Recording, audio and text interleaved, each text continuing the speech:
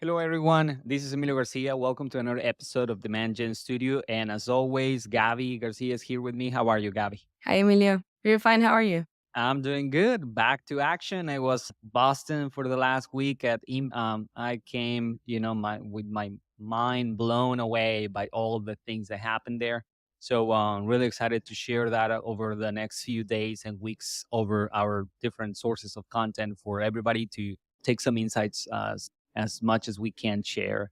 And that will be great. Today, we are going to discuss breaking down B2B buying committees and the strategies that you need to look upon depending on the key decision makers that you have. And I think it's a very, compelling conversation, especially because, as we have said in previous episodes, while B2B marketers are targeting accounts, companies, at the end of the day, we are talking to people, right? And so Individuals. Yes. we are targeting individuals, and so we need to understand their needs. But the twist on B2B is that while the demographic factors matter, right? It matters your age range, it matters where do you live, it matters your behaviors and affiliations and all that.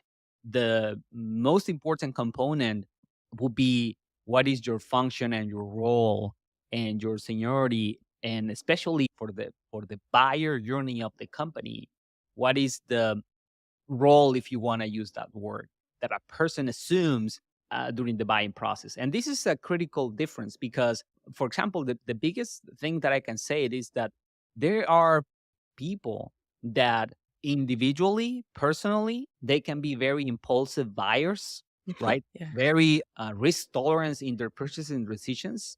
But within the organization, because of their role, they might be very conservative and risk averse, right? So your professional role really impacts how you behave on that process for your product. And so the insight that you can get from a person from their consumer behavior do not necessarily translate very well to their professional behavior or in this case buying behavior as a company or an account. So I think that is the reason you want to explore or add that filter or overlay for people when you are doing that process. I think that's important. So definitely let us start understanding the first part, which is understanding those buying committees, right? Yeah. And some questions obviously that exist are, why do they exist? What, right? Mm. Why we have buying committees in B2B and not necessarily a lot of them on B2C? And I will say they do exist sometimes, right? Consider purchases that take a long time, especially if they have a high price tag. They're not taken in isolation. For example, very few people, unless they're single, buy houses on their own, not involving anyone else. And even single buyers, they might involve their parents or friends or extended family. They don't take that decision in isolation, right? Part of that is what transpires in B2B purchases. The reason buying committees exist is because usually the complexity, the price, and the risk implications of the purchase itself are so big that one person doesn't have the authority and it will not feel, if not safe, at least Confident confident enough enough. to take the purchase on its own. So, as a mechanism to spread the risk and also obviously to improve the chances that you take the best decision, buying committees create themselves. And this is the other important thing. And actually, one insight that I can tell you from my time on inbound last week is that we might think that some of those buying committees are managed directly by a person, like someone assembling a team and saying we're going to buy this. And that's not necessarily what happens, because some of those roles arose because of the process itself, right? Mhm. So for example, there might be someone that is interested on starting the research, and that person might trigger the user that will do the research for sure. But when they present the solution inside, then some blockers will arise, right? Some people that are, they have been trying to move that purchase for a long time. They might show up and say, hey, I'm quite interested because I've been fighting for this implementation for a long time, but I don't have the authority to move it forward. So there is, yes, definitely some component of someone championing the process, But most of the time, those decisions will happen organically. And the other thing that might happen is that in very, very large organizations, those buying committees might be coming from different departments, Hmm. taking the same decision over and over, right? So it is the same account, but are different groups of people that maybe not even related. I think that's part of the reason why those buying committees emerge. And obviously, the other big difference is that these buying committees are not just people that have the same role over and over, right? Like, oh yeah, well, I have this project management tool, and the buying committee is not just the all the project managers that work at the company that are interested in buying. Rather, is people's roles depend on how they are impacted by the purchase itself, Yeah. right? The users, the people that benefit from the implementation, the people that will not be benefited from the implementation, the group of people that will have to lay out economic and human resources to make it happen.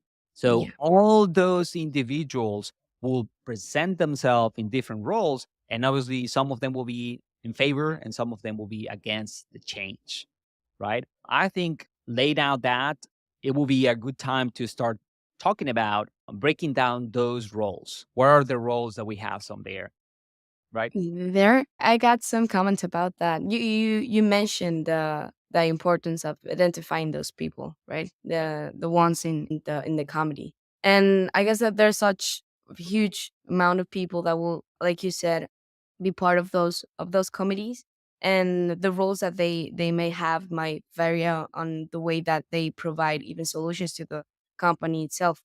And there's a lot. I guess that we can put names to them, like the ones that are initiators, influencers, decision makers, the ones that are the gatekeepers and the users. Those are the ones that I will, let's just say that that's how we can break down that comedy. And those will have specific roles within the company that might benefit from the solution that you are trying to provide to them. And they will have different approaches from those roles within the company, within that committee, that will have them thinking if your solution is the one that they want, the one. Let's just say that for a key decision makers and their roles, for an example, and let's just say that we work for a software company that provides advanced data analytics solutions to businesses. And our company develop an analytics platform, and let's just say that that platform can revolutionize other companies and the way that they analyze data. And we are trying to sell this platform to a comedy, and within that comedy there are potential clients, and obviously within the organization. Let's just put in a scenario. How can we break down that comedy within, like I said, the specific roles and the specific parts of the company within that organization? Let's just say that an initiator will be, let's put a name, I don't know which name you like, Sarah. And she's the head of data science. And she will identify the need for a more advanced analytic solution just to keep the industry trends, right? She will be like initiator. She will find that. Then you got an influencer like Mark, and he's the IT manager, and he will research and suggest the potential softwares that will, or potential solution softwares that we have to use to the comedy based on obviously his technical knowledge, right, or expertise. Then you have the decision maker like Jane, and she's the chief financial officer, and she will have the authority to approve that obviously significant budget allocations that you will have to provide during that process of the purchase. And you got the gatekeeper like Alex. He's the IT director, and he controls over the access to Jane, and he will filter that information and the options that she had presented. And like in, I don't know, the final role that we can break down is the user. And Emily, which is the data analyst, she will be the primary, obviously, user of this platform that is purchased, which is part of the comedy. So that's like a way to analyze the different roles within the organization, not obviously because of the role that they imply to the organization, but to the comedy itself and how you can approach to them in different stages or the different parts of each one. I As love that breakdown, and yeah, I agree that that will be the a typical flow. I will add that another variable to that will be that smaller deals and obviously smaller companies will have smaller buying groups. committees where people is presenting themselves in different roles, right, at the same time. So, as in a smaller committee, someone will be both the initiator and the decision maker, for example, and someone might be the financial, the decision maker and the blocker to some extent if they are not Hmm. happy with the implementation. And obviously, in larger implementations, larger deals, those roles are assigned to one person. And even in some cases, to multiple people might have the same role. So it's very important to obviously understand those roles. And if we start thinking about the strategies that you would use to target those key decision makers, obviously you want to identify them. Every industry will be different. And again, as we were saying, depending on the company size, you will have a different definition for those roles and how many people fit in that category. But in general, the biggest thing for influencing and targeting those key decision makers and the rest of the buying committee is that you have to consider timing into the equation, right? So, for example, and I'm not saying that this is the only one that you should do it, but at the beginning, when a company has no intent, it doesn't make sense to differentiate the message for each of the individuals of the buying committee because they might not be all of them familiar with with the problems and the solutions to begin with, right? Hmm. So technically, in theory, the potential blocker, you should start with maybe explaining why your solution is better and different, what are the benefits, so they lower their barrier and say, I'm in. But at the beginning, maybe that potential blocker is not even aware of the problems and the solutions. So it makes no sense to try to handle objections when that member is not even, aware So, of what you are offering. So at the beginning, probably using a more holistic approach and trying to mhm, educate all potential committee members about the problems, about the solution will be the best approach. And as the initiators start showing intent, and we start to understand that they are progressing through the journey, then we will start using that progression as a cue for delivering specific messages and even moving off from digital engagements and digital approaches to more direct approaches like making phone calls, sending emails, even having conversations, mhm. especially with decision makers and blockers, to overcome the progression of the sale or the progression of the buyer. So I think, yes, definitely you want to identify the members of the committee. Yes, you want to start delivering some messages if you don't want to wait for them to show intent.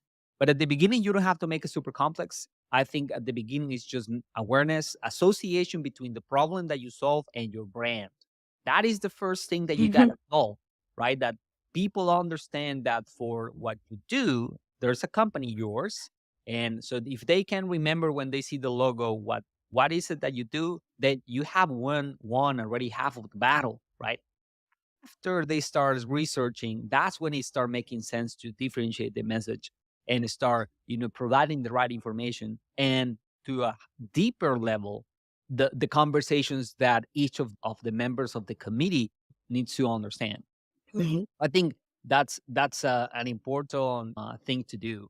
Now, obviously, moving beyond targeting, there are going to be challenges, right?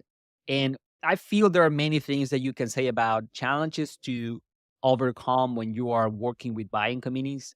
But for me, the biggest one is all the things that you don't know, right? We have said this many, many times that the biggest challenge for B2B organizations is that they set up their process, their sales process from the company's perspective rather than from the customer perspective.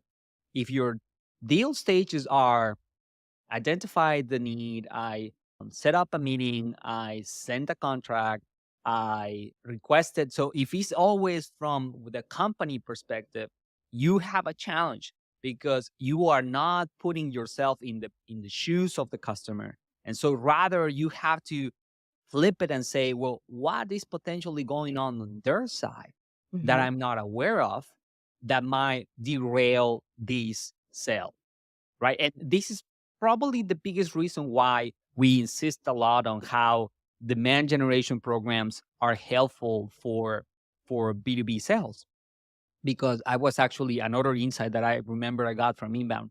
So all of us know or have heard that the buyer advances their processes almost up to 70% on their own before involving any seller into the decision. So that's kind of known, right? That they do research, ask around, and by the time they pick up the phone, they already know a lot about your solution. But the insight that I got from a presentation that a person did from the company Six Sense came up with this understanding that they asked to people that was doing that first phone call, what percentage of the time when you started researching a product did you end up buying the first company that you called? Mm. And the answer was 85% of the time. And that for me was like mind blowing. It's like, it means that if you are the second person that a buyer research or ask, not research, that call to, then your chances of winning are only 16%. Or you can flip it and say that if you are the first person that you are the first company that a buyer reached out to, then you have With you have a 85. 16% Mhm. chance of losing the deal, right? If Mhm. you do something very badly.